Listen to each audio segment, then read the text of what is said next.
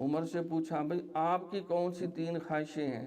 کہا حضور میری بھی 3 آرزویں ہیں، جب تک زندہ رہوں حق کا غلبہ کرتا رہوں اور شیطان کو لتاڑتا رہوں، باطل کو دباتا رہوں، حق کو قائم کرتا رہوں۔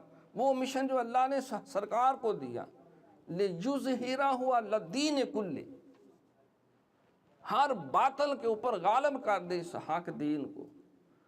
اور تیسری آرزو یہ ہے کہ حضور مجھے بڑا اچھا لگتا ہے کہ میں پرانے کپڑے پہنوں۔